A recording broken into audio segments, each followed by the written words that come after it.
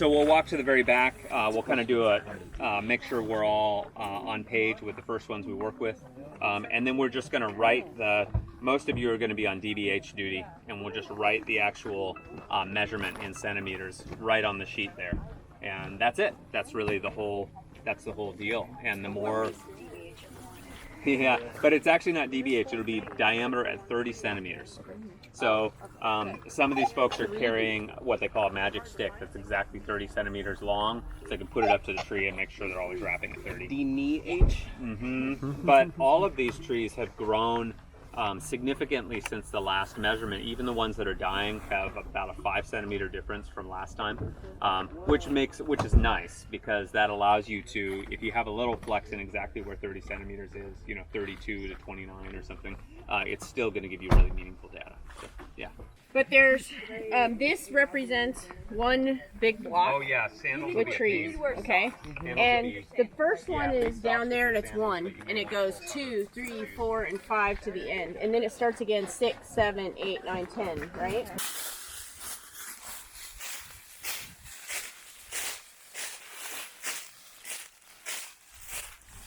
So the same thing will be true in the forget-me-not family. They'll do that, and then they bloom in a particular pattern around that coil. Cool. And so the name of that inflorescence is a scorpioid cyme, and when you see that, you know that you're looking at Boraginaceae or Hydrophyllaceae most of the time. And you said also maybe Lamiaceae? Well, Lamiaceae shares some other features, but it doesn't share that it doesn't share that feature. Gotcha. It shares other features with the borages. Mm-hmm. What's the one right to your right? These are called, these are also, if you look closely at these, speaking of the Boraginaceae, they'll be in, they'll also have scorpioid signs. Oh, look at that. That's what I'm saying. That was what I was asking. Oh, we know you, don't we? You know what? We know this one, and it should rock our world a little bit. Is that another one of This them? should be Galium stellatum. Does that genus sound familiar? Yeah. Head straw? Mm-hmm. Cleavers? Yeah. Throw it on each other back at home? It's all over. Yeah. Do you know what the scientific name of this rigid spiny herbier is? Yeah, Coryzanthe rigida. Coryzanthe. Xanthe is C-H-O-R. Is this I- little baby salt cedars? Z-A-N. Okay. T-H. Are these little salt cedars or are they? No, those are little asters, I believe. Let's find some. We can find some blooming. Okay, so that is neat. You see the tiny? So that's Begonia levis, and same family as this. I learned something new. I didn't know that one.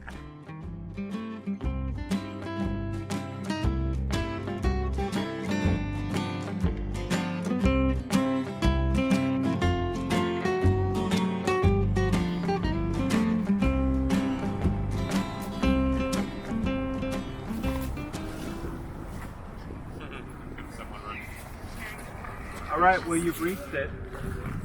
You're just about at the northern distribution of Populus fremontii. Oh, come on. Don't get excited all at once. Yay!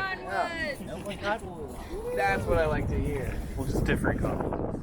I didn't want us to pass through, I mean, the Central Valley obviously is not, there's a lot of agriculture going on there, but other than that, it's not especially interesting, as ecologists to stop and talk about. A lot of invasive species. We talked on the other side of the Sierras about how diverse California is, and it's really its own floristic, universe. I mean, it's incredibly diverse with regard to species, and the Central Valley. This is true of the Central Valley too. It's incredibly diverse in terms of species, but the habitat that comprises the majority, a good portion of the Central Valley has largely been lost, and that's the oak savanna, woodlands and prairies.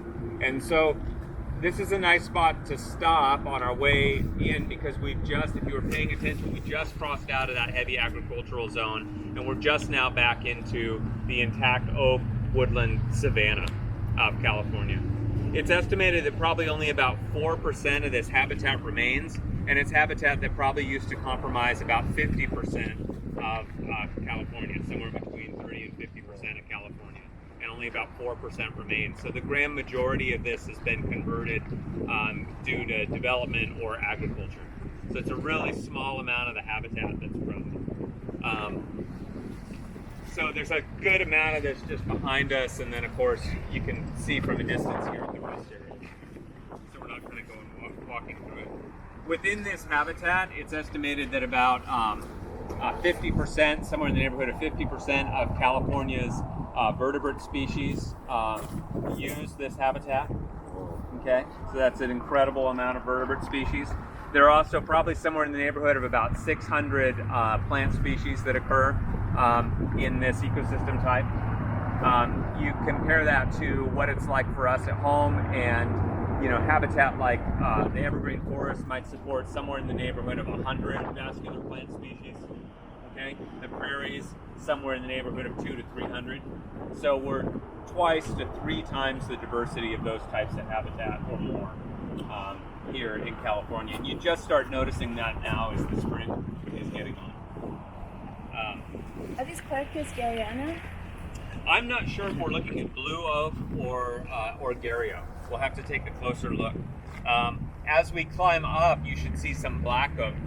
California black oak will start coming in and start intermingling with the pines as we come towards Shasta. You go around Shasta Lake. So we're just about, the other nice reason to stop here is you're just about to go through a whole bunch of ecological transitions in terms of vegetation zones. We're going to climb up into the pines, into the Ponderosa and Jeffrey pines around Shasta and weed. You will have sagebrush come in, but it won't be Artemisia tridentata. It'll be coastal sage, California coastal sagebrush will come in, but another Artemisia shrub that looks like it. You'll see manzanita on the shoulder. So all of a sudden our ericaceous shrubs that are so common in the Northwest, they'll start creeping in. And then between here and Ashland, where we stop, is one of the regional one of the nation's hotspots for plant biodiversity, period, anywhere. So as we come into Southern Oregon, you're looking at a convergence of what's happening in California, meeting what's happening in the Northwest. The coast is creeping over, and then species from the drier east side around Klamath are all kind of converging in a zone that has a lot of topographical variability, a lot of lithic variability. And because of that, you have more plant species in that region than you do just about anywhere else in the country except for the southern Appalachians. And so we're really in a zone. And the reason you have so much diversity in the southern Appalachians has more to do with climate change refuge.